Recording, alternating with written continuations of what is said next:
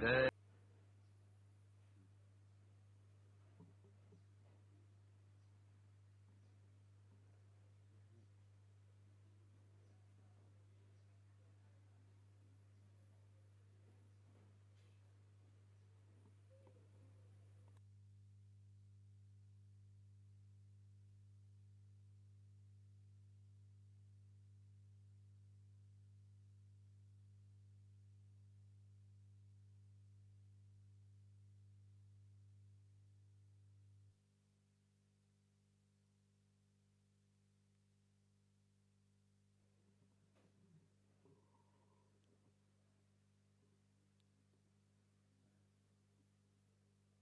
งบนเนี่ยข้างบนเนี่ย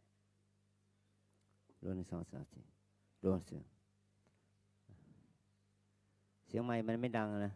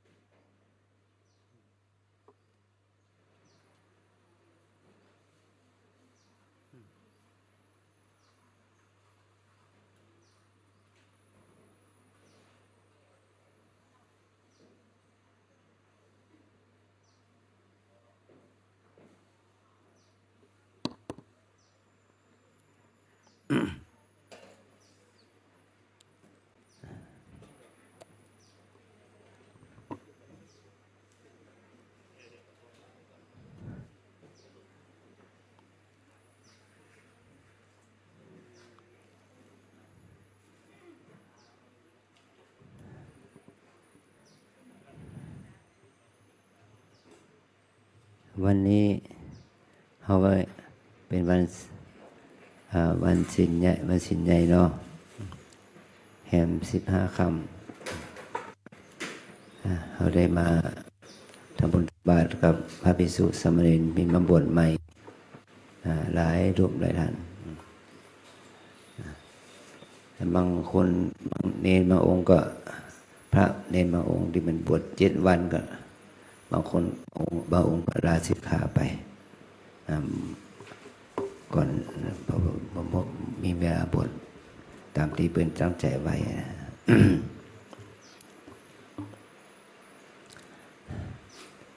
วันก่อนมีโยมมาเสนอเอาโครงการบูรณะปฏิสังขรณ์ศาลาปฏิบัติธรรมเขตนอกดาวนะเขตศาลาธรรมภาวนาว่าทำเรื่องขอทุนกับการปิดติวเรียมแห่งประเทศไทยปตท.นะก็ทางฝ่ายงานเลขาฝ่ายเจ้าหน้าที่ก็เลยทำไปเป็นอนุมัติช่วยเหลือมาโครงการวัดของเขตปฏิบัติธรรมของเขานั้นมีโครงการงบ6 ล้านปลายนะตอนนี้เขาหาได้2 ล้านปลายก็ทำเรื่องนี้ไปขอบยื่นหนังสือไปขอเป็นอนุมัติให้เขาได้2 ล้านนะข้อมูลน่าละ2 ล้านก็วันที่10นี่จะไปหับลงไปหับมาก็ได้ผ่อนเบาไปเดือนแฮม2 ล้านไปก็จะครบโครงการนี่เราทำเป็นเฟสแรกใน30 ห้องเฟสที่2เราจะทำ20 ห้องไปเรื่อยๆไปเมื่อโครงการมันจะจบได้ เวทุไรเขาก็จะมีห้องปฏิบัติธรรมกุฏิปฏิบัติธรรมที่มีสภาพที่ดีนะเขาสามารถจะมีการปรับปรุงห้องน้ำปรับปรุงห้องน้ำห้องตามี4 ห้องที่เขาลื้อไปทางหลังเพราะสภาพมันทรุดโทรมมากแต่ตอนหลังเขาก็ใช้วิธีงานไม้รักษาไว้ปรับปรุงรูปครับเฉพาะห้องน้ำที่มีปัญหาห้องน้ำงานสุขภัณฑ์งานไฟฟ้างานสีห้องนึงก็มันมากกว่า800,000นะ80,000นะ80,000ที่เขาบอกบุญโยมไป80,000แต่มันต้องสร้างไปมากกว่า80,000นะก็นับว่าดีนะที่เขามีผู้ช่วยมาช่วยเหลือเขานะนี่ก็บอกเราทั้งหลายได้รับทราบและอนุโมทนาบุญกับบริษัทการผลิตเหรียญแห่งประเทศไทยนะปตท.ได้ช่วยให้เราได้ทุนมา2 ล้านบาทนะขออนุโมทนาบุญด้วยนะสาธุสาธุ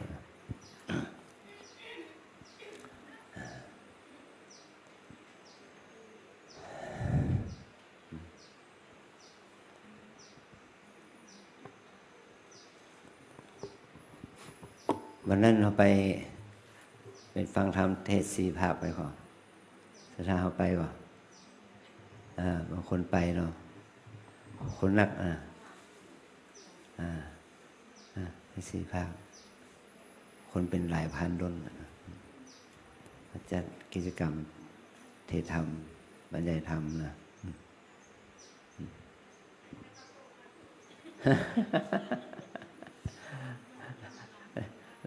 ได้กินข้าวต้มมา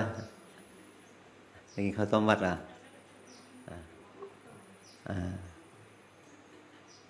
ขอนิมนต์หลวงพ่อขึ้นสู่ธรรมาสน์เราเจอหลวงพ่อวัชรินทร์ปิยธรรมโมจะขึ้นแสดงธรรมเวลาประมาณ9 โมงอาจารย์จะไปกินนิมนต์ขอฝากงานของจริงของปอนไปกับหลวงพ่อแล้วก็ท่านสุรชัยนะเวลาประมาณ9 โมงนมัสการอาราธนาหลวงพ่อวัชรินทร์ปิยธรรมโมด็อกเตอร์ขึ้นสู่ธรรมาสน์แก้วเพื่อแสดงพระธรรมพระเทศนาเทศน์ให้ศรัทธาสาธุชนได้รับฟังในโอกาสต่อจากนี้ไปนะครับ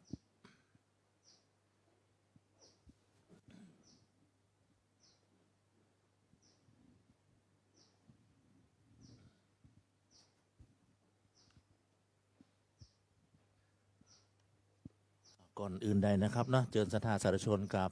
ลาเจ้าคุณอาจารย์ก่อนนะครับนะก็เดี๋ยวเพื่อก็จะลุกไปแล้วนะครับนะกับลาเจ้าคุณอาจารย์ก่อนนะครับ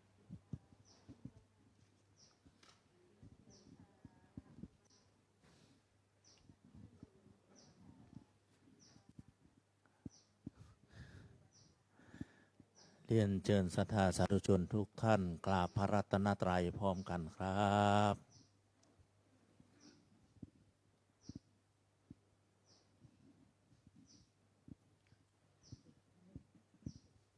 ไหว้พระพร้อมกันอิมินาสการเณพุทธังอภิปูชยามะอิมินาสการเณธัมมังอภิปูชยามะอิมินาสการเณสังฆังอภิปูชยามะอะระหังสัมมาสัมพุทโธภะคะวาพุทธังภะคะวันตังอะภิวาเทมิสวากขาโตภะคะวะตาธัมโมธัมมังนัมสสามิสุปฏิปันโนภะคะวะโตสาวกสังโฆส สังฆังนามามิถวายพานเบญจศีลเลี้ยงเขาเนี่ย โอเคแล้วโอเค เรียบร้อยแล้วนะครับเนาะมะยังพันเตวิสุงรักขานาทายะติสารเนนะสหปัญจศีลานิยาจามะทุติยัมปิมายังพันเตวิสุงรักขานาทายะติสารเนนะสหปัญจศีลานิยาจามะตาติยัมปิมายังพันเตวิสุงรักขณทายะติสารเนนะสหปัญจศีลานิยาจามะ นะโมตัสสะภะคะวะโตอะระหะโตสัมมาสัมพุทธัสสะนะโมตัสสะภะคะวะโตอะระหะโตสัมมาสัมพุทธัสสะนะโมตัสสะภะคะวะโตอะระหะโตสัมมาสัมพุทธัสสะ นะโมตัสสะภะคะวะโตอะระหะโตสัมมาสัมพุทธัสสะนะโมตัสสะภะคะวะโตอะระหะโตสัมมาสัมพุทธัสสะนะโมตัสสะภะคะวะโตอะระหะโตสัมมาสัมพุทธัสสะ พุทธังสารนังคัจฉามิ พุทธังสารนังคัจฉามิ ธัมมังสารนังคัจฉามิ ธัมมังสารนังคัจฉามิ สังฆังสารนังคัจฉามิ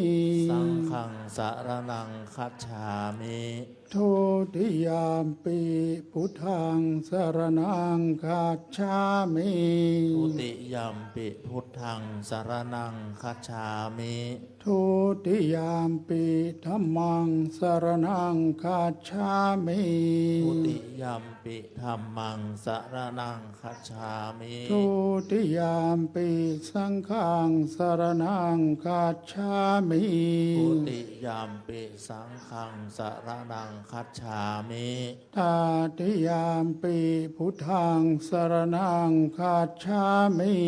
ตติยัมปิพุทธังสารนังคัจฉามิ ตาติยามปีธัมมังสารนังคัจฉามิ ตติยัมปิธัมมังสารนังคัจฉามิ ตาติยามปีสังฆังสารนังคัจฉามิ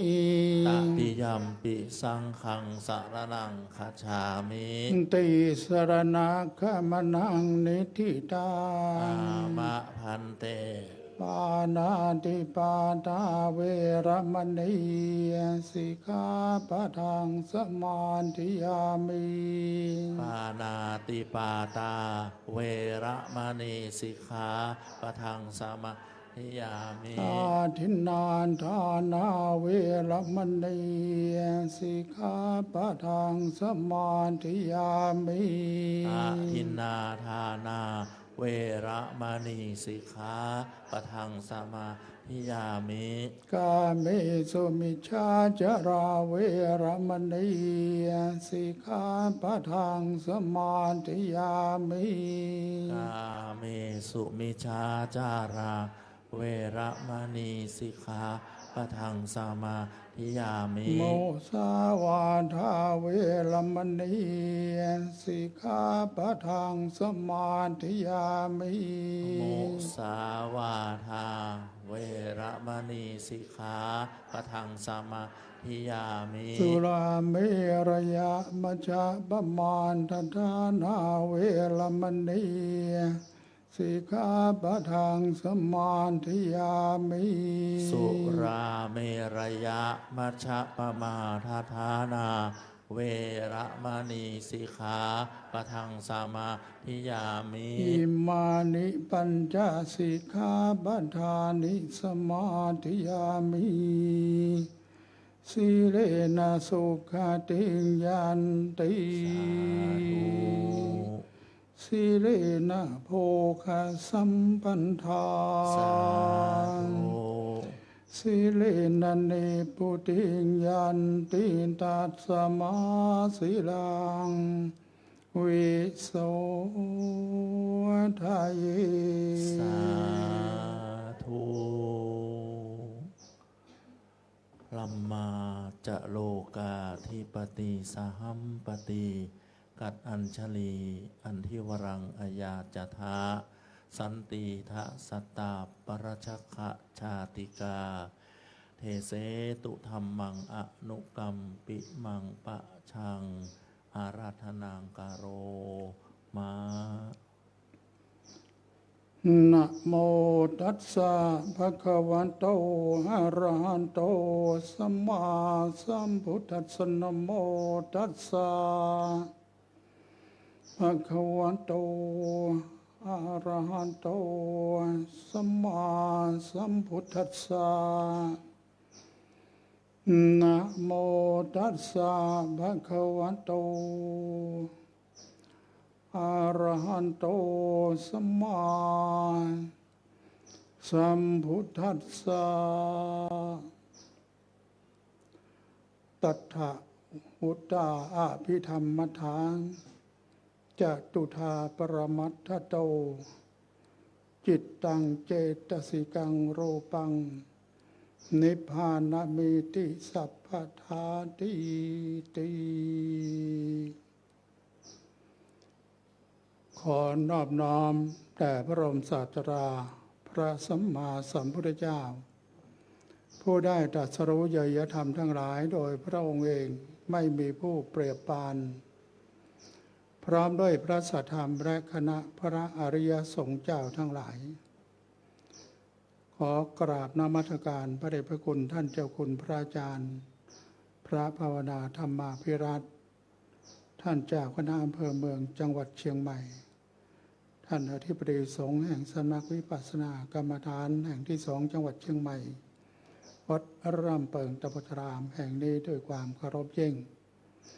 ขอสวัสดีมายังเพื่อนพระภิกษุน้องๆสามเณรแล้วก็ขอเจริญพรมายังแม่ชีโยคีนักศีลนักบุญที่ได้มาร่วมฟังเทศน์ฟังธรรมในวันพระวันธรรมสวนะเราได้ฟังธรรมตาม การเวลาก็นับว่าเป็นอุดมมงคลยิ่ง ในมงคล38ประการ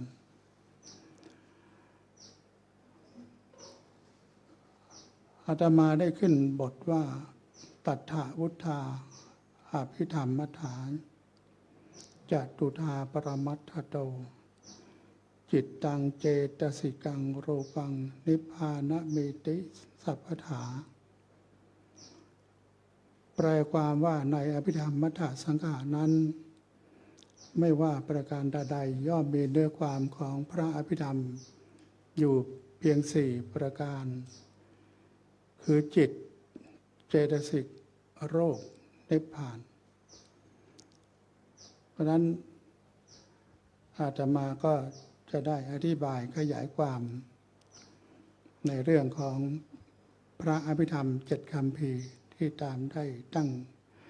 จิตปรารถนาไว้ว่าในบั้นปลายชีวิตแล้วอายุย่างเข้า80แล้วเนาะถ้าไม่นำอภิธรรม7คำภีร์มาให้มาปรากฏไว้ในบวรพระพุทธศาสนาพระอภิธรรม7คำภีร์ก็จะอันตรธานหายไปก่อนเพื่อนในพระพุทธศาสนาเพราะเป็นเรื่องที่ยากที่คนฟังไม่สามารถจะเข้าใจได้เป็นเรื่องของปรมัตถธรรมคำว่าปรมัตถธรรมแปลว่าเป็นความจริงโยมมันก็คือความจริงเมื่อสักครู่เนี่ยอาตมาเดินผ่านศิลาจารินีของ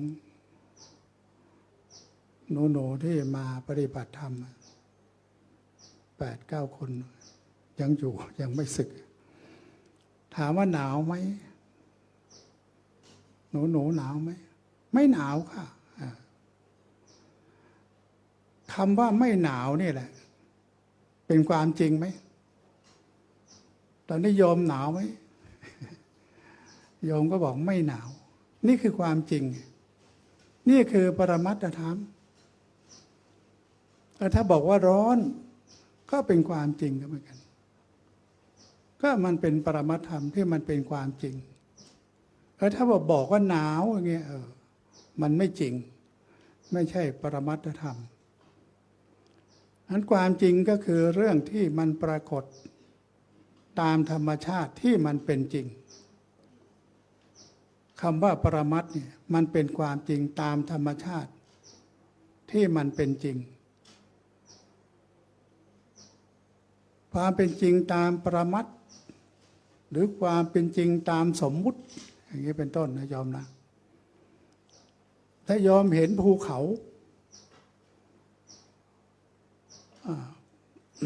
คนจีนก็เรียกไปชื่อหนึ่งคนไทยเรียกภูเขาคำว่าเขายังไม่รู้ว่าแปลว่าอะไรเขารวมกับภูเลยเป็นภูเขานั่นจริงๆก็เป็นหินเป็นดินเป็นทรายเป็นต้นไม้สูงขึ้นมาเราเรียกว่าภูเขาคำว่าภูเขาเป็นเรื่องสมมุติแต่ความจริงก็คือเป็นหินเป็นดินเป็นทรายเป็นต้นไม้ที่รวมกันอยู่อย่างนี้นะความเป็นปรมัตถ์มันเป็นอย่างนั้นแต่ชื่อภูเขามันแค่สมมุติภาษาไทยเนาะภาษาอังกฤษก็ว่าไปเรื่องหนึ่งภาษาจีนภาษาลาวเขมรก็ว่าไปตามสมมุติของใครของเขาไม่เหมือนกันอันในอภิธรรมเนี่ยจะพูดถึงเรื่องรูปนามขันธ์ 5เป็นส่วนใหญ่เรื่องจิตเรื่องกายของเราเป็นเรื่องใหญ่ที่บอกว่ามีจิตแล้วก็มีเจตสิกแล้วก็มีรูปมีนิพพานความเป็นจริงก็มีอยู่แค่นั้นไม่มีเรื่องอื่นไปนอกจากนี้ในธรรมะ 84,000 พระธรรมขันธ์ย่อเป็นพระอภิธรรมซะครึ่งหนึ่งเหลือ 42,000 พระธรรมขันธ์ก็อยู่ในจิตเจตสิกรูปนิพพานนี่ 42,000 พระธรรมขันธ์ที่พระบรมศาสดาพระสัมมาสัมพุทธเจ้าไปโปรดเทวดาและพรหมทั้งหลายในพรรษาที่ 7บนสวรรค์ชั้นดาวดึงส์จึงจะโปรดพวกเทวดาพวกพรหมทีนี้พุทธมารดาของพระองค์ในสวรรคตไปเมื่อพระองค์7 วันท่านไปอุบัติขึ้นเป็นเทวดาในสวรรค์ชั้นดุสิตชั้นที่ 4แต่พระองค์เนี่ยไปเทศนาในชั้นที่ 2ชั้นวดาวดึงส์อดีตพุทธมารดาของพระองค์คนละภพละชาติไปเป็นเทพบุตรในสวรรค์ชั้นดุสิตแต่เมื่อพรรษาที่ 7เนี่ยตามพุทธประเพณีของพระพุทธเจ้าทุกๆพระองค์จะต้องไปโปรดชาวโลกสวรรค์ในสวรรค์ชั้นดาวดึงส์พระองค์จึงเสด็จ ประทับบนสวรรค์ชั้นดาวดึงส์ในพรรษาที่ 7แล้วเทศนาอภิธรรม7 คัมภีร์ตลอดพรรษาการ90 วันในโลกของสวรรค์ชั้นดาวดึงส์ด้วยอภิธรรม7 คัมภีร์ทำไมต้องไปโปรดโลกสวรรค์ด้วยอภิธรรม7 คัมภีร์ก็เพราะว่าอภิธรรม7 คัมภีร์เป็นปรมัตถธรรมล้วนๆไม่มีสิ่งสมมติไม่มีชื่อบุคคลไม่มีเรื่องราวต่างๆมาเล่าไม่มีนิทานไม่มีชาดกเรื่องของจิตเจตสิกรูปนิพพานล้วนๆโลกสวรรค์เขากายทิพย์เขาจึงฟังธรรมที่ละเอียดได้ส่วนเราในกายมันหยาบเนาะ มันฟังธรรมลำบากเพราะฉะนั้นอภิธรรมเจ็ดคัมภีร์ในโลกมนุษย์เนี่ยแสดงโดยพระสารีบุตรไม่ใช่พระพุทธเจ้าพระสารีบุตรในนามพระทหาร บิณฑบาตไปถวายพระพุทธเจ้าทุกวันพระเจ้าก็นิมิตร่างของพระองค์แสดงอภิธรรมเจ็ดคัมภีร์ในสวรรค์ชั้นดาวดึงส์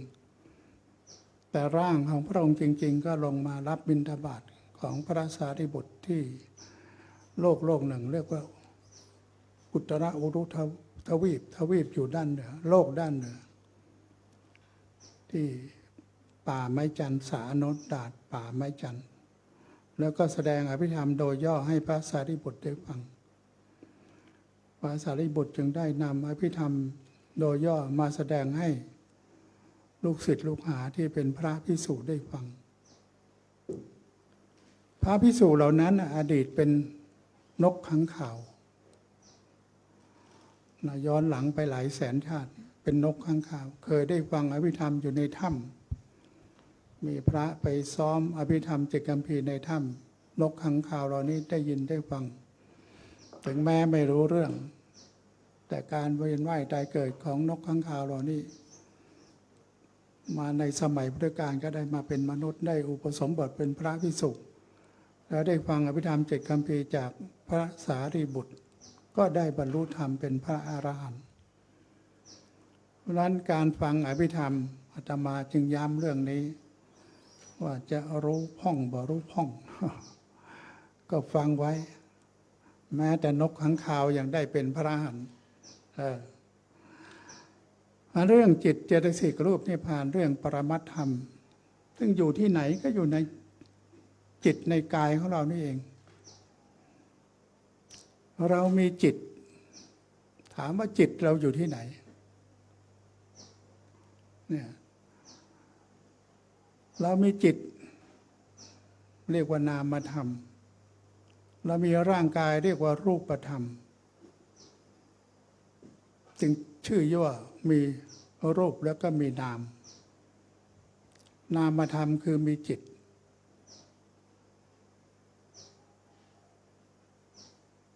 รูปธรรมคือร่างกายของเราถามว่าจิตปรมัตถธรรมแล้วคำว่าจิตของเราทุกคนมันอยู่ที่ไหนถาม โยมส่วนใหญ่ก็บอกอยู่ที่หัวใจจิตใจต้องอยู่ที่หัวใจใช่ไหมก็ถามก็เปลี่ยนหัวใจกันบ่อยๆเป็นหัวใจเทียมแล้วมันเปลี่ยนใจเราไปด้วยหรือเปล่า ก็ไม่ได้เปลี่ยนใจเราก็ยังเป็นใจเราเหมือนเดิมนะผ่าตัดหัวใจเป็นอะไรบอลลูนหัวใจและใจเราก็ยังเหมือนเดิมนั้นความเป็นปรมัตถ์ของจิตใจเราเนี่ยไม่มีตัวไม่มีตนไม่มีรูปร่างสันฐานไม่มีสีสันวรรณะจิตใจของเราเนี่ยไม่มีตัวไม่มีตนไม่มีรูปร่างสันฐานไม่มีสีสันวรรณะนี่คือปรมัตถธรรมแล้วมันอยู่ที่ไหนถ้าเราไม่มีจิตเนี่ยโยมก็ฟังอาตมาไม่ได้อาตมาไม่มีจิตก็แสดงธรรมไม่ได้ถ้าเราจิตมันอยู่ที่ไหน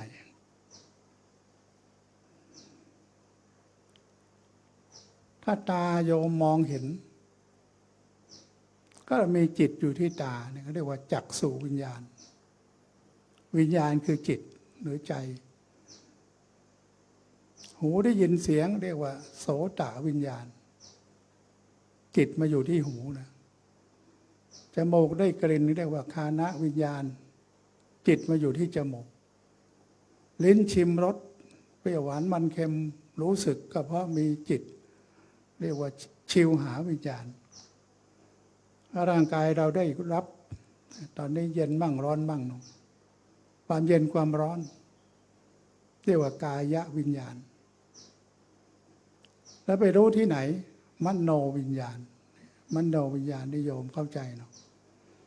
มโนไปมโนไปคิดไป คิดไปเองเดี๋ยวมันมโนไปหรือเปล่าคิดไปเองมันจิตมันจึงอยู่ทางตาทางหูทางจมูกทางลิ้นทางกายจิตของเรานั่นนะวิหารนี้ก็สร้างด้วยจิตของท่านเจ้าคุณพระอาจารย์มันจึงวิจิตรพิสดารนะจิตวิจิตรพิสดารโยมเข้ากรุงเทพหรือไปต่างประเทศไปต่างจังหวัดก็วิจิตรพิสดารถามว่าเกิดจากอะไรเกิดจากจิตไม่มีจิตก็มีวัดนี่ไม่ได้มีโบสถ์มีวิหารไม่ได้พระธาตุเจดีย์ของเราก็เกิดมาตั้ง532 ปีกว่าแล้วเกิดจากจิตของใครของพระนางอัตปาเทวีพระมเหสีของพระเจ้ายอดเชียงราย530 กว่าปียังอยู่จึงได้เป็นหลักฐานของวัดร่ำเปิงตะพุทธารามทุกวันนี้เกิดจากจิตเนี่ยความเป็นปรมัตถ์ของจิตไม่ได้อยู่ที่หัวใจแต่มันรู้ที่ใจรู้ที่ตาก็ได้รู้ที่หูก็ได้รู้ที่จมูกที่อาตมาบรรยายได้กันรู้ที่หูนะโยมนะอาตมาพูดไปเนี่ยไม่รู้หรอกพูดอะไรแต่หูนี่ฟังรู้แล้วทำไมถึงพูดได้ก็จิตสั่งให้พูดหากจิตไม่มีตัวไม่มีตนไม่มีรูปร่างสันฐานไม่มีสีสันวรรณะทำไมสั่งได้ก็เลยว่ามีจิตมีวิญญาณตัวรู้อารมณ์คือวิญญาณก็จิตใจนั่นแหละที่รูปร่างเราเป็นรูปร่างเป็นตัวเป็นตนเป็นคนเป็นเราเป็นเขาเนี่ยถ้าพูดโดยปรมัตถธรรมแล้วมันก็ไม่มีตัวตนเราดูด้วยที่บอกว่าไม่มีตัวไม่มีตนไม่มีคนไม่มีเราไม่มีเขาแล้วมีใครไอ้เรานั่งอยู่เนี่ยเรามีใครอาตมานั่งอยู่นี่เป็นใคร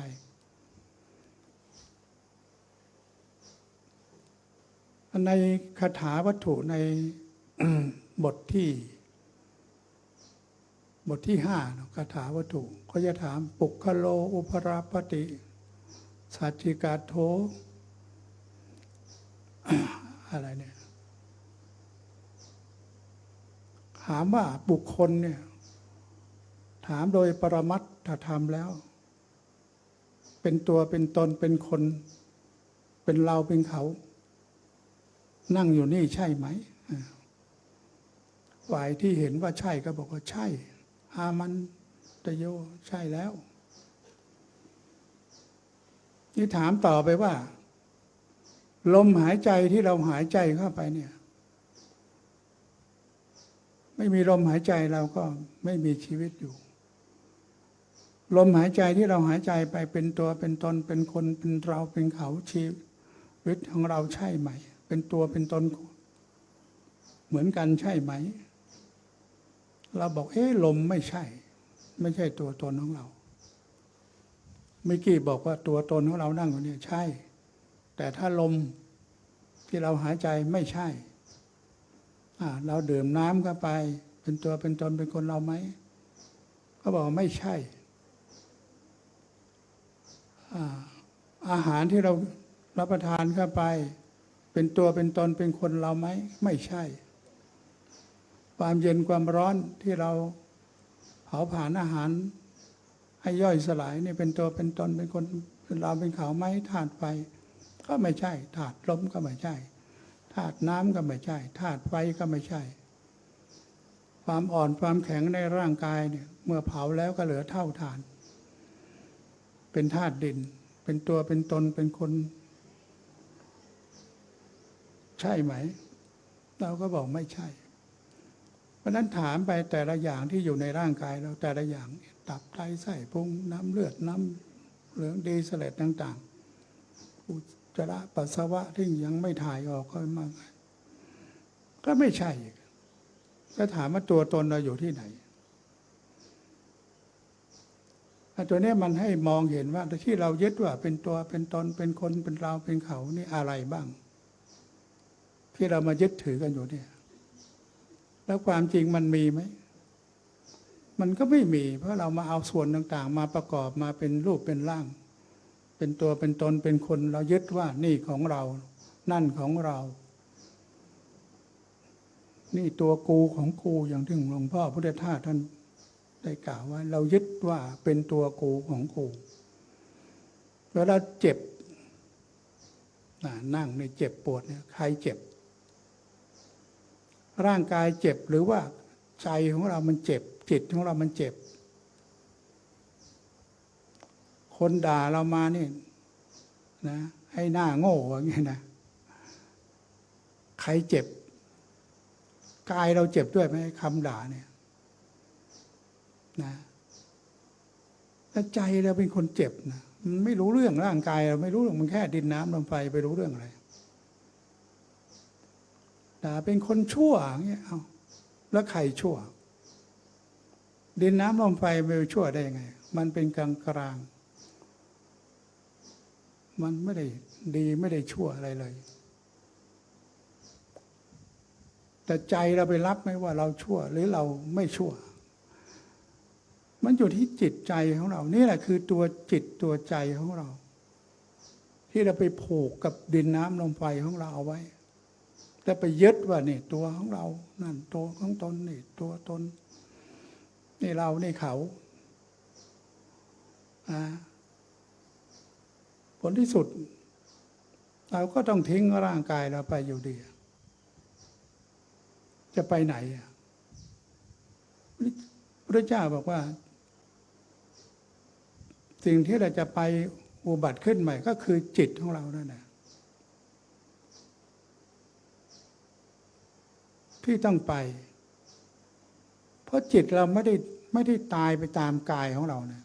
ให้เราเสียอกเสียใจโอ้ยนะญาติตายความจริงเขาไม่ได้ตายเราก็ไม่ได้ตายนะเพราะยังไม่ได้ถึงนิพพานนิพพานตายจริงปริสมุจเฉทมรณะนิพพานคือสมุจเฉทตัดทั้งจิตทั้งกายดับสูญสิ้นไม่มีเวียนว่ายตายเกิดอีกแล้วเรียกสมุจเฉทเรายังไม่ถึงนิพพานยังมีกิเลสตัณหาราคะเอาแค่สมมุติมรณะนะโยมนะพวกเราเนี่ยนะรวมว่าอาตมาด้วยแค่สมมุติว่าตายมรณะคือความตายไม่ได้ตายจริงแค่ทิ้งร่างนี้ไปหาร่างใหม่จะเป็นร่างอะไรล่ะก็ดีถ้ามีสติก็ได้มนุษย์สมบัติอย่างวันนี้เนี่ยเรามาด้วยกันเนี่ยมีสติทั้งภิกษุทั้งญาติโยมทั้งหลายมีสติมาได้มนุษย์สมบัติที่สมบูรณ์ไม่บ้าใบบอดหนวกไม่พิกลพิการไม่ปัญญาอ่อนไม่เป็นโรคเรียกว่าได้กรรมมัชฌรูปที่เกิดจากแรงของกรรมที่เราได้ทำไว้ในอดีตชาติกรรมมัชฌรูปที่เกิดจากแรงกรรมในอดีตชาติเราจึงได้รูปร่างมนุษย์ที่เขาเรียกมนุษย์สมบัติที่สมบูรณ์ในวันนี้เพราะเรามีสติมานะโยมนะเดี๋ยวค่อยอธิบายเรื่องสติแต่ส่วนหนึ่งก็คือจิตตชรูปที่เกิดจากจิตของเรานี่แหละเพราะจิตของเรามันประกอบด้วยสติรู้สึกตัวรู้ทั่วรู้พร้อมเป็นผู้ไม่ประมาทตอนดับจิตจึงได้ปฏิสนธิอุบัติขึ้นในครรภ์มารดาได้กรรมมัชฌรูปที่เกิดจากแรงของกรรมจิตตชรูปที่เกิดจากจิต ที่สะสมคุณงามความดีในอดีตชาติไว้ทำให้เชื้อพ่อและไข่แม่ที่สุกแล้ว เป็นรูปร่างเป็นตัวเป็นตนเป็นคนเป็นเราเป็นเขาขึ้นมานี่แหละสัปดาห์แรกที่จิตเราลงไปสู่คันบรรดา มีน้ำใสเหมือนน้ำมันงามองด้วยตาเปล่าไม่เห็นนี่การพิสูจน์ของพระเจ้านะไม่ใช่ของวิทยาศาสตร์เมื่อ 2,600 ปีสัปดาห์แรกใสเหมือนน้ำมันงาสัปดาห์ที่สองขุ่นเหมือนน้ำล้างเรือสัปดาห์ที่สามเป็นชิ้นเนื้อสีแดงสัปดาห์ที่สี่เป็นก้อนเนื้อทรงไข่ไก่สัปดาห์ที่ห้าจึงแตกออกมาเป็น5 ปุ่มเรียกว่าปัญจสาขามีชื่อหมดนะบอกชื่อไปก็คำยากปัญจสาขาสาขา5ปัญจคือ5มีสาขาทั้ง5ก้อนเนื้อทรงใส่ไข่ไก่เมื่อสัปดาห์ที่5จะแตกเป็น5 ปุ่มมีหัวมีแขน2มีขา2สัปดาห์ที่6ผมขนเล็บฟันหนังเริ่มงอกออกมาเนี่ยการอุบัติขึ้นของมนุษย์พระเจ้าตรัสไว้ในพระไตรปิฎกเมื่อ 2,600 ปีที่แล้วพระองค์อธิบายได้ถึง42 สัปดาห์หรือ10 เดือนของพระองค์ที่อยู่ในครรภ์มารดาว่าเป็นอย่างไรนั้นจิตปฏิสนธิแปลว่าอุบัติขึ้นเมื่อวันเพ็ญเดือน8ที่พระองค์ทรงสู่พระครรภ์ของมารดามารดาของพระองค์เป็นพระมเหสีของพระเจ้าสุโธทนะ เมื่อครรภ์เริ่มจะคลอดก็จะต้องเดินทางไปคลอดที่บ้านเมืองของตนนะก็เดินจากเมืองกบิลพัสเพื่อจะไปกรุงเทวทหะจะต้องผ่านลุมพินีวันป่าลุมพินีวันก็เกิดปวดพระครรภ์กระทันหันจะทำมาอยู่กลางป่าก็เลยต้องโหนต้นสาระนางสนมกำนันที่ติดตามก็เอาผ้ารองทารกน้อยก็ไหลลงมาเรียกว่าสูติการแปลว่าไหลลงมานะโยมคือการคลอด10 เดือนเป็นมนุษย์แล้วไม่ใช่มาเป็นวันนั้นนี่คือความจริงนี่คือปรมัตถธรรมไอเรามาเอาวันเกิดมันคลอดได้ยังไงก็อยู่ในท้องไม่ใช่คนเหรอพระองค์บอกเป็นมนุษย์ตั้งแต่วันที่ทรงสุขคันบรรดาวันเพ็ญเดือน8อยู่ในคันบรรดา10 เดือนก็เป็นมนุษย์แล้วเมื่อคลอดได้7 วันอายุได้ทารก7 วันพุทธมารดาก็สวรรคตจึงได้ไปปฏิสนธิเป็นเทพบุตรในสวรรค์ชั้นดุสิตอันนั้นไม่ต้องอาศัยบิดามารดาเกิดแล้วโตทันทีเรียกว่าโอปาติกะไปด้วยแรงของบุญนี่ความเป็นปรมัตถธรรมจึงอธิบายให้ฟังว่าความจริงมันคืออะไรเราจะได้เข้าใจในอภิธรรมอภิแปลว่าพิเศษยิ่งนี่คือเรื่องของจิตที่ทำให้เราเกิดมาเป็นรูปเป็นร่างจิตตชรูปรูปที่เกิดจากจิตเนี่ยร่างกายเราเนี่ยนะกรรมชรูปรูปที่เกิดจากกรรมจิตตชรูปรูปที่เกิดจากจิตแล้วมันมีอุตุชรูปเราไปเกิดในเอเชียเนี่ยร้อนหนาวอะไรประเภทนี้ผิวหนังร่างกายเราก็จะเปลี่ยนไปอุตุรูปที่เกิดจากอากาศอยู่แอฟริกาอยู่อเมริกาอยู่ขั้วโลกรูปร่างก็เปลี่ยนไปตามอากาศที่เราได้รับแล้วสุดท้ายคืออาหารชรูปรูปที่เกิดจากอาหารนะคนเหนือคนใต้คนอีสานรูปร่างไม่ค่อยจะเหมือนกันจมูกปี้จมูกแบนหรือคนฝรั่ง คนแอฟริกา คนผิวดำผิวขาวไม่ไปตามอาหาร ตามอากาศ ตามจิตตามกรรมของตน นี่คือความเป็นมาของจิตที่ทำให้เราได้มาเป็นมนุษย์ในทุกวันนี้จิตเราทำไมต้องมาเป็นอย่างนี้ปรุงแต่งนี่อาตมาปรุงแต่งจิตใจมาเทศนาให้พวกท่านทั้งหลายได้เข้าใจก็เพราะว่ามีตัวเจตสิกช่วยปรุงแต่งพระเจ้าบอกมีหลอดไฟก็ต้องมีไฟมีดวงอาทิตย์ก็ต้องมีความร้อน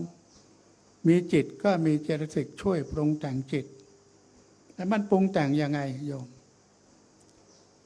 ตาเรามองเห็นเนี่ยนะมองเห็นแสงสีอันตรการตาต่างๆตัวสัมผัสเรียกว่ากระทบอารมณ์พอตาเรากระทบอารมณ์สิ่งที่ดีเราก็ชอบสิ่งที่ไม่ดีเราก็ไม่ชอบหรือเฉยๆนะเกิดความรู้สึกเรียกว่าเวทนาชอบก็เรียกว่าสุขเวทนาไม่ชอบเรียกว่าทุกขเวทนาเฉยๆเรียกว่าอุเบกขาเวทนาทางตาทางหูได้ยินเสียงก็เหมือนกันชอบไม่ชอบเฉยๆจมูกได้กลิ่นชอบไม่ชอบเฉยๆลิ้นชมรสเปรี้ยวหวานมันเค็มชอบไม่ชอบเฉยๆกายสัมผัสเนี่ยความเย็นความร้อนชอบไม่ชอบเฉยๆมารู้ที่ใจชอบหรือไม่ชอบเฉยๆนี่คือความเป็นปรมัตถธรรมของเจตสิกที่ปรุงแต่งจิตของเราอยู่อย่างนี้ตลอดเวลาเหมือนยอมฟังธรรมชอบไม่ชอบหรือเฉยๆได้ยินไปแล้วบุญเกิดขึ้นเมื่อเข้าใจโอ้มีความศรัทธาเลื่อมใสก็เป็นบุญไม่ชอบโอ้น่าเบื่อน่ารำคาญก็เป็นอกุศลเป็นบาปได้นะโยมนะมันก็แล้วแต่โยมฟังเสียงอาตมาเนี่ยเป็นอภยากตธรรมเป็นกลางกลางก็แล้วแต่โยมฟังแล้วชอบไม่ชอบอย่างนี้เป็นต้นเรียกว่าเจตสิกปรุงแต่งจิตใจให้เกิดขึ้น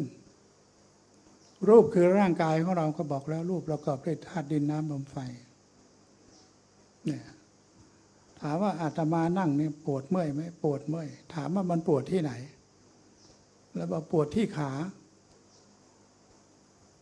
อันนั้นเป็นเรื่องสมมุตินะโยมปวดที่ขาแต่จริงๆมันปวดที่ใจอาตมาไม่มีใจก็ไม่ปวดเนาะใครเอาไปเผายังไม่รู้เรื่องเลยนี่คือความเป็นปรมัตถธรรมส่วนสุดท้ายคือนิพพานเนาะทำไมเขาถึงไปนิพพานได้ก็ถ้าหมดกิเลสตัณหาราคะก็ไปนิพพานได้ไฟที่มันไหม้ป่าถ้ามันดับมันก็นิพพานโยมนะทำไมยังไหม้อยู่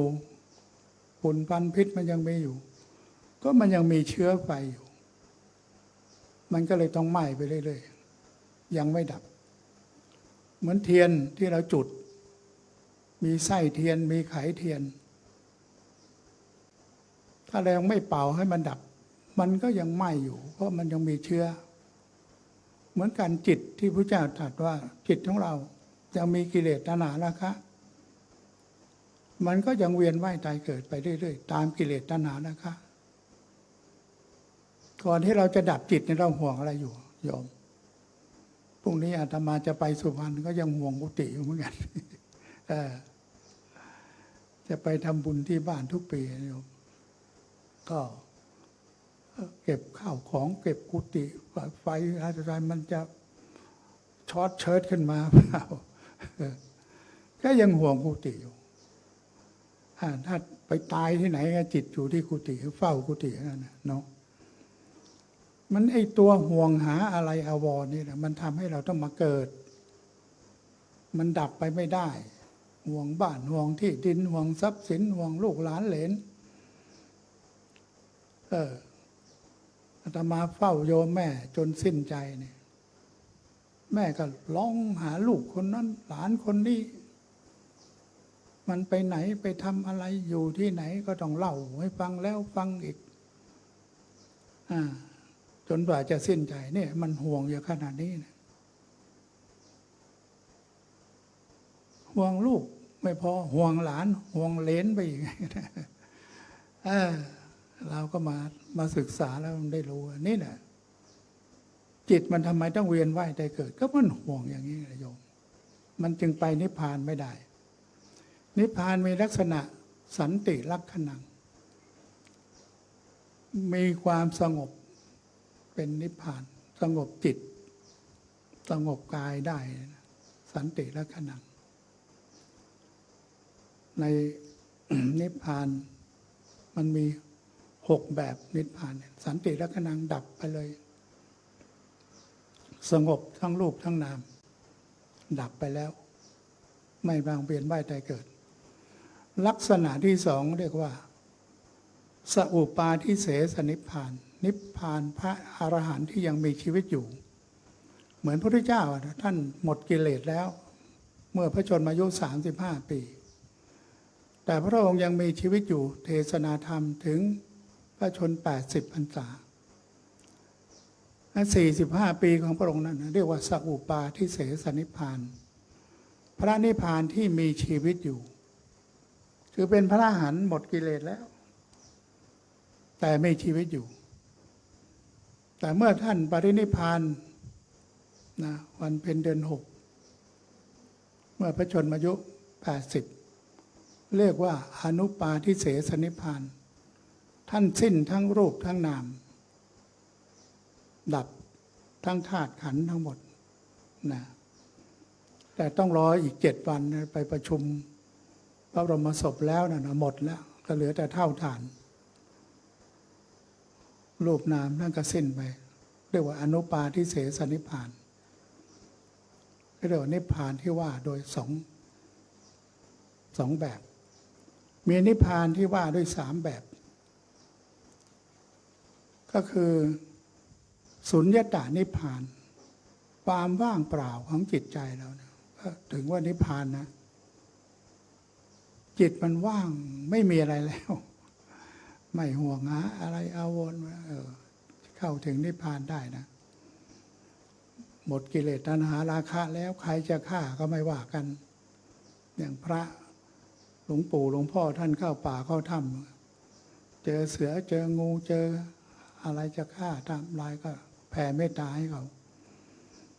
ถ้าเราเคยกินกันเคยฆ่ากันก็ขอให้เขาฆ่าเราจะได้หมดกรรมต่อกันพระโมคคัลลานะก็ถูกโจรทุบจนปรินิพพานก็เพราะว่าท่านเคยสร้างกรรมกับบิดามารดาไว้ต้องถูกโจรมาทุบท่าน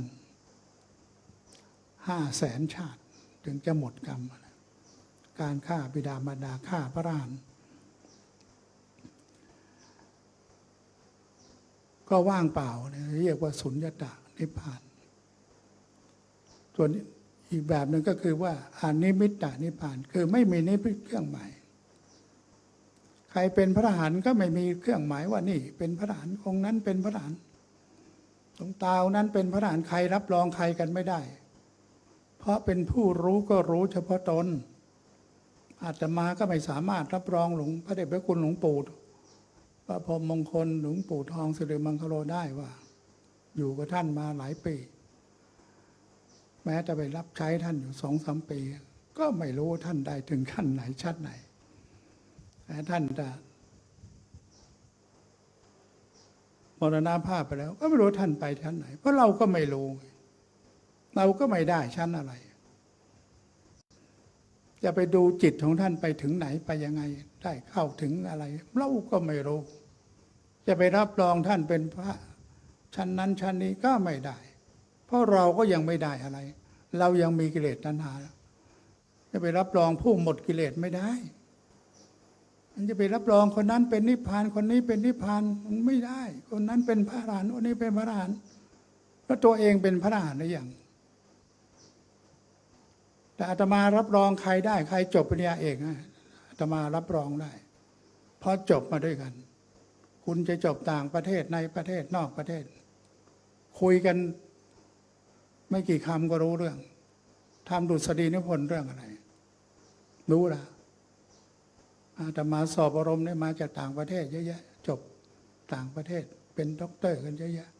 ว่าอาตมาจบมันก็หลักสูตรเดียวกัน ต้องทำดุษฎีนิพนธ์เหมือนกัน จะทำโดยวิธีไหนก็ตามคือเราก็รับรองว่าใช่เขาจบมาจริง ถ้าเราไม่เคยจบมาก่อนเราจะไปรู้ได้ไงเขาจบไม่ได้จบเหมือนเป็นในแพทย์ก็รับรองในแพทย์ด้วยกันได้ อย่างนี้เป็นต้น มันไม่มีนิมิตเครื่องหมายด้วยสุญญตาอันนี้มิตติตะอนามิตไม่มีนิมิตเครื่องหมายสุดท้ายคืออัปปนิหิตะนิพพานคนที่ได้มรรคผลนิพพานแล้วไม่มีกิเลสตัณหาราคะอยู่เหลือเลย ไม่เหลือเลย ไม่ห่วงหาอะไรอาวรณ์อะไรอีกแล้วพร้อมที่จะดับจิตได้ตลอดเวลาใครจะมาฆ่าใครจะมาทำลายก็ปล่อยให้เขาทำไปตามแรงกรรมที่ตนได้รับชดใช้กรรมตามที่ตนได้รับเป็นครั้งสุดท้ายอย่างพระนางอุบลวรรณาเถรีเป็นพระภิกษุณีมีฌานอภิญญาเหาะเหินหายตัวได้ แต่ถูกข่มขืนพระนางรู้ว่านางต้องชดใช้กรรมเป็นครั้งสุดท้ายต้องถูกข่มขืนแล้วจึงปรินิพพานหรือต้องใช้กรรมเป็นครั้งสุดท้ายจึงจะดับจิตเป็นครั้งสุดท้ายได้มีกรรมอะไรต้องใช้ให้หมดนะโยมนะเราก็มีกรรมพระอรหันต์ก็มีกรรมพระบรมศาสดาพระสัมมาสัมพุทธเจ้าก็มีกรรมจากพระเทวทัตตามปรงพระชนพระองค์อยู่ตลอดเวลาอันทุกคนก็ต้องมีกรรมนี่คือเรื่องราวของพระนิพพานที่บอกให้เราได้รู้ว่าถ้าเรามีกิเลสตัณหาราคะเราก็จงต้องเวียนว่ายตายเกิดแต่การที่เราจะต้องไปเกิดใหม่ก็ขอให้เรามีสติรู้ตัวรู้ทั่วรู้พร้อมเป็นผู้ไม่ประมาทพระบรมศาสดาพระสัมมาสัมพุทธเจ้าท่านทรงมีสติที่ลมหายใจเข้าออกสั้นยาวเบาแรงท่านรู้ทุกขณะเรียกว่าอานาปานสติฉะนั้นเราเดินยืนนั่งนอนก็ขอให้รู้เท้าขวาเท้าซ้ายหายใจก็ขอให้รู้พองยุบท่านทั้งหลายจงทำความไม่ประมาทให้พร้อมเถิดคือให้มีสติไว้ไม่รู้จะดับจิตตอนหายใจเข้าหรือหายใจออกเวลาไหนอายุเท่าไหร่เมื่อไหร่เมื่อ2 วันโยคีของเราก็เป็นฮิสโตรกก็รู้สึกว่าจะได้เป็นอัมพาตถึงแม้ไม่เสียชีวิตก็ตามฮิสโตรกเป็นกันง่ายแล้วก็จะไม่รู้เป็นเมื่อไหร่ที่ไหนเมื่อไหร่พระวัดลำเปิงก็เคยเป็นอย่างตุ้สิทธิกรตุ้หนึ่งเมื่อ2 ปี3 ปีที่แล้วเนาะบิณฑบาตก็อาตมาดีๆลงไปอ้วกเรียกรถเทศบาลมารับ2 โมงครึ่ง3 โมงไปส่งโรงพยาบาล10 โมงเขาเอามาส่งเป็นศพอย่างเงี้ยเป็นต้นอายุ52 ปีนั้นความตายไม่มีอะไรบอกให้ได้อายุเท่าไหร่เวลาไหนเมื่อไหร่ขอให้เรามีสติรู้หนอรู้หนอรู้หนอที่เราต้องฝึกกันไว้นะพองหนอชุบหนอไว้เดินหนอนั่งหนอเบื่อหนอรำคาญหนอเนี่ยเมื่อยหนอเจ็บหนอเนี่ยรู้หนอรู้หนอก็อย่างดีทำอะไรรู้หนอรู้หนอนั่นคือทำให้เรามีสติระลึกรู้อยู่ทุกลมหายใจเข้าออกจนกว่าจะสิ้นใจก็ขอให้ระลึกไว้รู้หนอรู้หนอรู้หนอกลัวไหมกลัวหนอกลัวหนอกลัวตายหนอก็อย่างดีเนาะนั่นแหละคือให้เรามีสติเป็นผู้ไม่ประมาทในวาระสุดท้ายของชีวิตของเราวันนี้การแสดงธรรมในเรื่องของอภิธรรม7 คัมภีร์ในเรื่องของจิตเจตสิกรูปนิพพานก็หวังว่าคณะสัตยาญาติโยมทั้งหลายได้ฟังพอเป็นที่ประเทืองสติปัญญาขอให้ท่านทั้งหลายได้มีความสุขความเจริญปรารถนาสิ่งหนึ่งประการใดขอให้ทรงว่ามุ่งมาปรารถนาจะอยู่แห่งหนน้ำบนใดจะไปแห่งหนน้ำบนใดขอให้ปราศจากโรคาพยาภัยอันตรายทั้งปวงได้รับด้วยความสุขความเสร็จตามที่ปรารถนา ทุกสิ่งทุกประการทุกท่านทุกคนเธอในวังก็มีด้วยประการรัชนี ธรรมยังสาธุกลังกโรมะเสสาธุสาธุสาธุ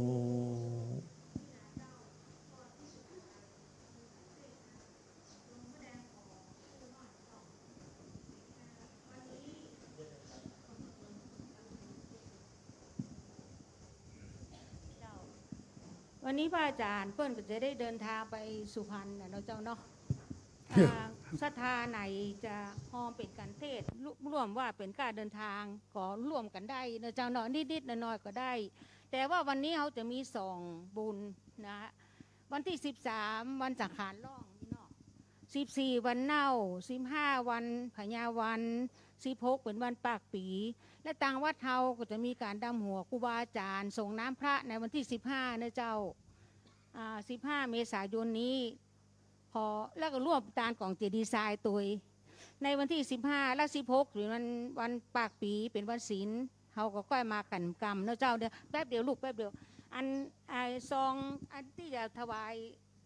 กล้าเดินทางนิดๆได้ก็ได้เจ้าร่วมในซองนี่ก็ได้นะเจ้าไม่แดงร่วมเลยแล้วก็ทรายถ้าทรายก็ได้เก็บของกรรมนะเจ้าเนาะเราจะได้ปอนพร้อมกันนี่นะเจ้าเนาะกล้าขนทรายตัวนะเจ้าอันนี้อั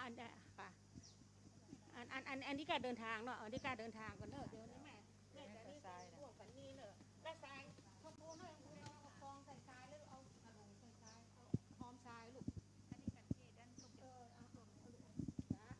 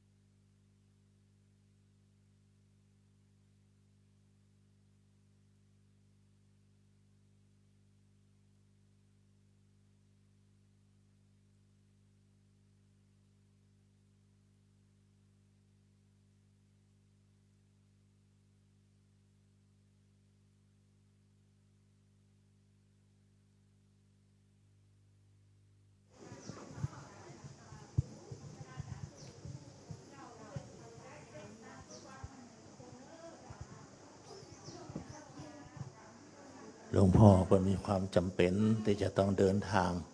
ปิกไปบ้านเกิดเมืองนอนประจำปีนะครับน้องว่าเนาะไปทำบุญให้กับบรรพบุรุษบรรพชนได้ข่าวว่าปีนี้ท่านจะเดินทางไปเป็นครั้งสุดท้ายอาจารย์เนื่องจากว่าปีหน้านั้นสังขารอาจจะเอื้ออำนวยอยู่นะครับเนาะ เดินบอกเป็นการเทศ เดี๋ยวให้พี่ถวายเองนะครับว่าเดี๋ยวก็กล่าวขอถวายแล้วพี่ถวายเองนะคเออรับผม เดี๋ยวแม่ขอแปลงนี่มันเรียบร้อย ครั เนาะ บผมครับผมครับ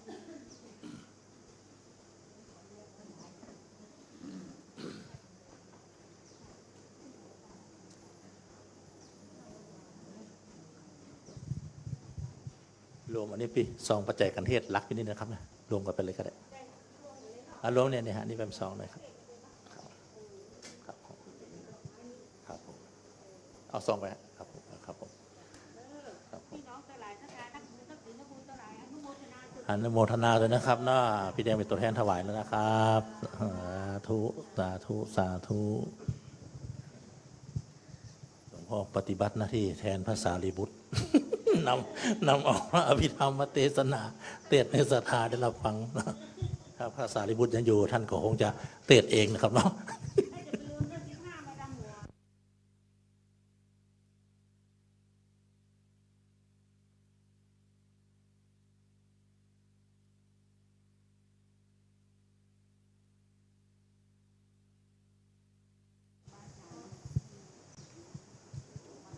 วันที่16วันพระกันอ๋อแต่ว่าเอากิจกรรมเขาเริ่มก่อนเนาะเริ่มมันโกนนะครับเนาะครับ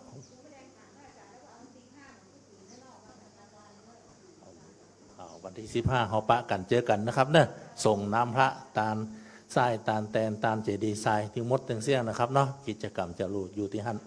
รวม2วันครับถึง15 16เพราะวันพระก็ละมาได้เหมือนกันนะครับผม13ก็มีนะครับเนาะวันนี้แค่นี้ก่อนนะครับเนาะหันธรรมยังพุทธัสสะภะคะวะโตปุพพาคณมะกะลังกะโรมะเซนะโมตัสสะภะคะวะโตอะระหะโต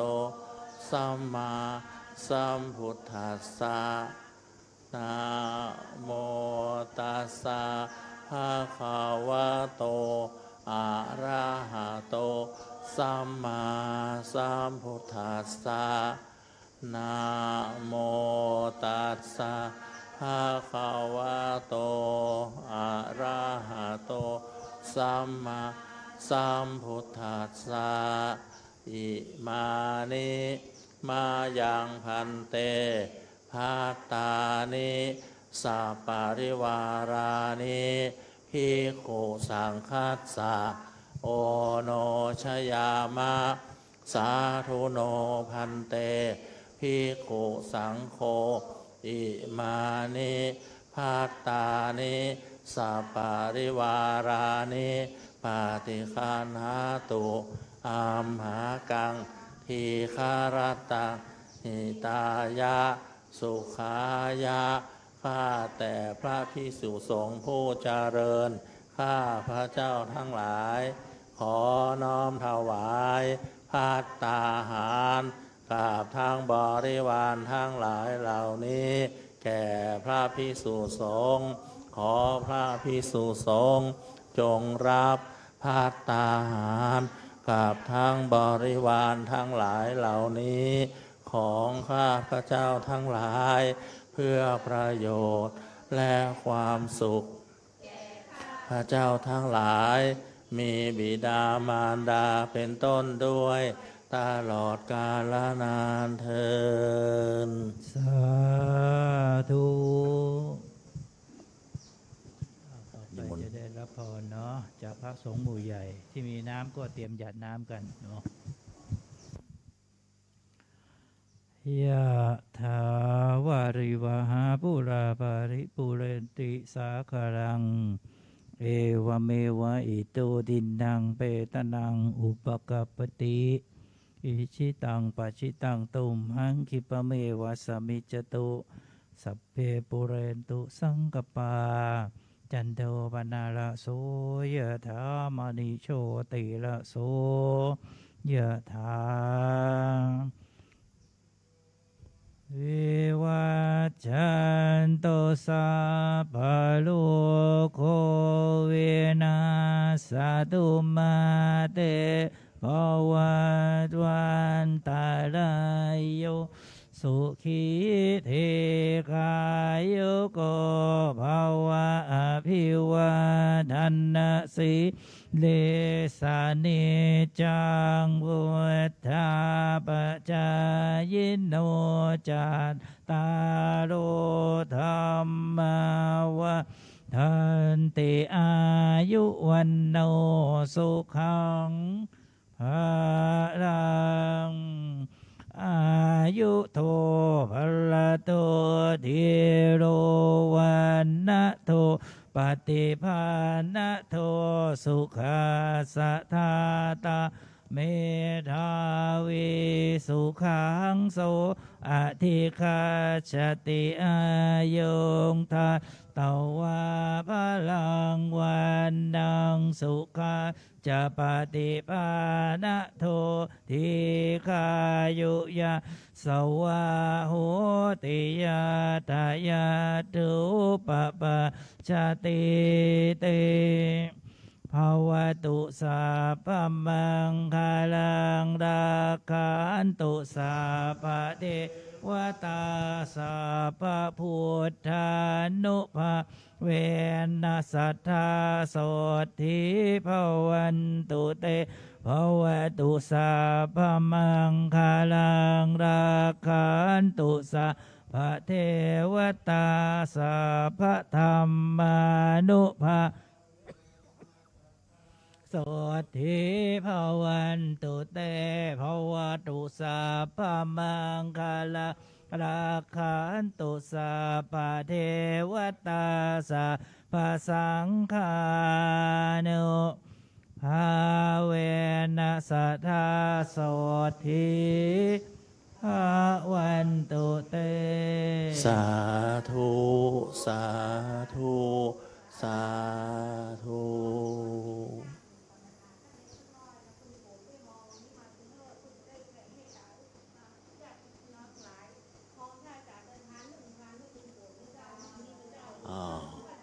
มีศรัทธาสาธุชนเพิ่มเติมในการเดินทางนะครับเนาะแล้วก็หอมตาลทรายเข้าวัดด้วยนะครับอนุโมทนากับท่านเจ้าภาพเจ้าศรัทธาด้วยนะครับเจริญศรัทธาสาธุชนทุกท่านสงบจิตเจริญภาวนากุศลสักครู่นะครับผม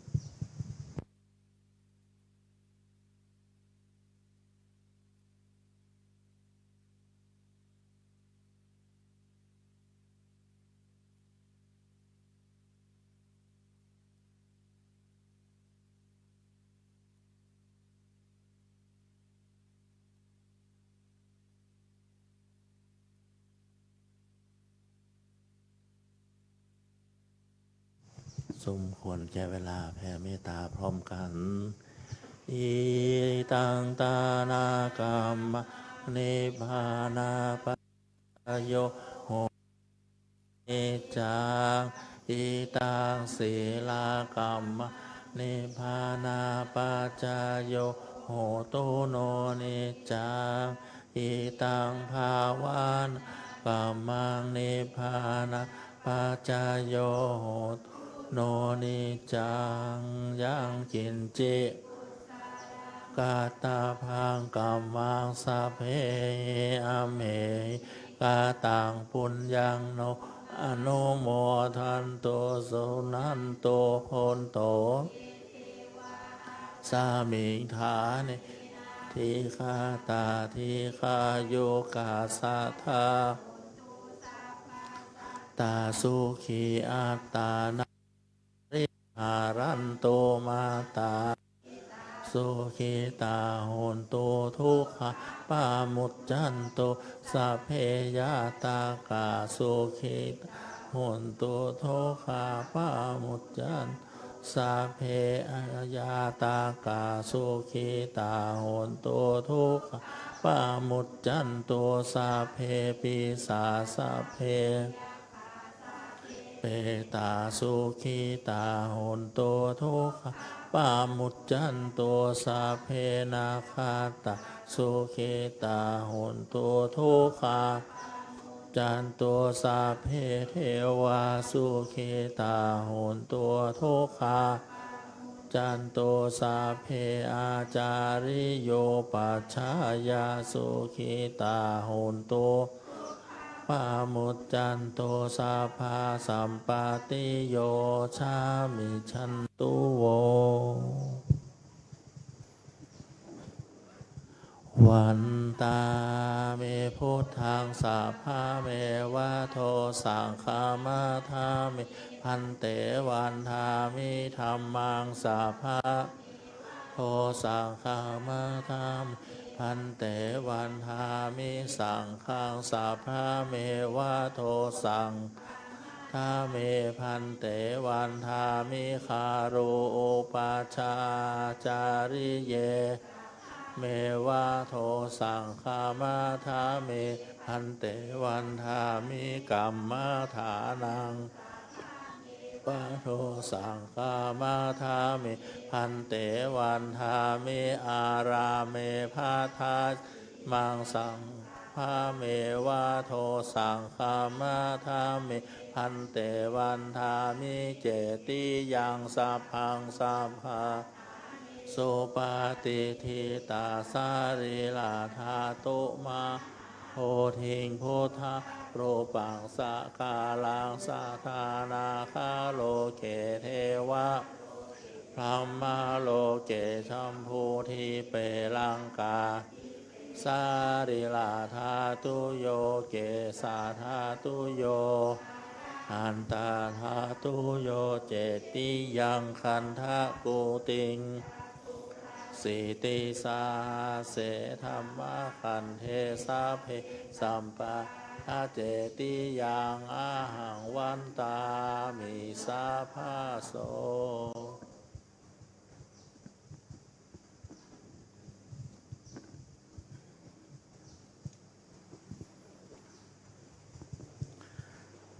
สาธุวันตาเมพันเตสะพังอาปาราทังคะมาทาเมพันเตมายากาตังปุญญาสามินานุโมทิตาสามินกาตังปุญญังตาตาพังสาธุสาธุอนุโมทามิ สาธุจัตตารโอธรรมาวัฏันติอายุวันโนสุขังพลัง สาธุสาธุสาธุ ดังเบื่อใช้ไหมไม่ติดสายไม่เปิดใช้อย่างนี้ทำไมไม่ค่อยจะดัง ตัวที่ผมพูดก็ไม่ดังน่าเสียดายขนาดนี้ เนี่ยดังใช่ไหมแต่ของพระไม่ดังจะซื้อใหม่ทำไมนะโมตัสสะภะคะวะโตอะระหะโตสัมมาสัมพุทธัสสะนะโมตัสสะภะคะวะโตอะระหะโตสัมมาสัมพุทธัสสะนะโมตัสสะภะคะวะโตอะระหะโตสัมมาสัมพุทธัสสะยัคเคพันเตสังโฆชานาตุขอพระสงฆ์ทั้งปวงจงฟังคำของข้าพเจ้าบัดนี้ได้มีทายกทายิกาผู้มีจิตศรัทธาเลื่อมใสในพระพุทธศาสนาได้พร้อมจิตพร้อมใจน้อมนำมาซึ่งภัตตาหารขนมข้าวหวานพร้อมด้วยของที่เป็นบริวารทั้งหลายมาถวายเป็นสังฆทานแด่พระภิกษุสงฆ์อันว่าสังฆทานนี้ย่อมมีอานิสงส์อันยิ่งใหญ่สมเด็จพระพุทธองค์จะได้จำเพาะเจาะจงว่าเป็นของภิกษุรูปหนึ่งรูปใดก็หาไม่ได้เพราะเป็นของที่ได้แก่สงฆ์ทั่วทั้งสังฆมณฑลสมเด็จพระพุทธองค์ตรัสว่าให้แจกกันตามบรรดาที่มาถึง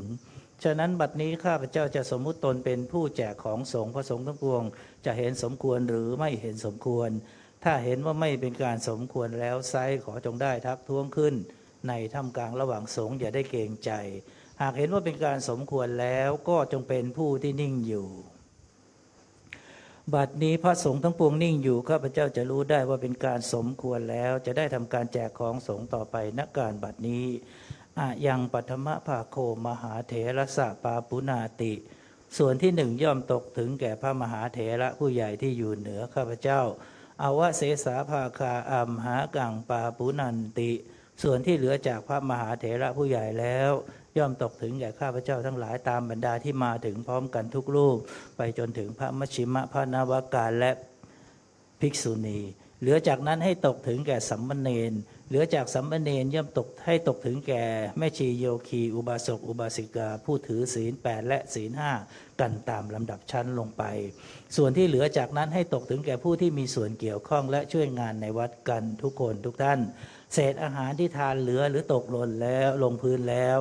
สัตว์เล็กสัตว์น้อยนำไปกินกันจะไม่เป็นโทษและไม่มีภัยข้าพเจ้าแจกทานมาในครั้งนี้หากพระสงฆ์ทั้งปวงเห็นว่าถูกต้องตามพระวินัยแล้วก็จงให้สันทสัญญาณสาธุการขึ้นพร้อมกันทุกรูปด้วยเทินอันทธานี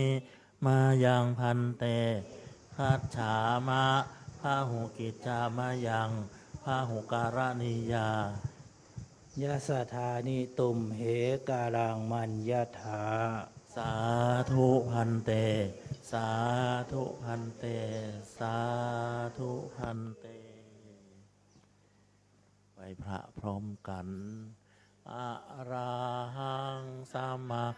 สัมพุทโธภะคะวาพุทธังภะคะวันตังอาภิวาเทมิสวากขาโตภะคะวะตาธัมโมธัมมังนามัสสามิสุปฏิปันโนภะคะวะโตสาวกสังโฆสังฆังนามามิ วันนี้พิเศษนะครับเนาะคณะสัตยาสาธุชนได้ไหว้ได้สาได้กราบได้ทำบุญตักบาตรพระสงฆ์องค์เนนที่มีจำนวนถึงหลักร้อยก็ขอให้ศรัทธาสาธุชนทุกท่าน อายุมันยืนยาวถึง100 ปีเหมือนกันทุกคนทุกท่านเทิน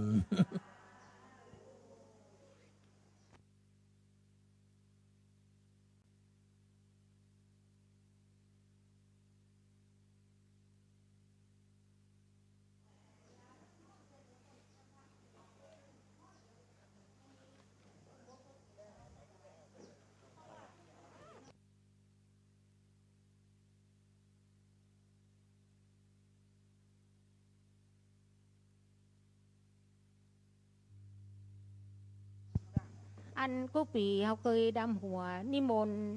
พระวิปัสสนาเพื่อขึ้นมาบนวิหารเนาะแล้วปีนี้แสดงว่าวันที่15นะเขา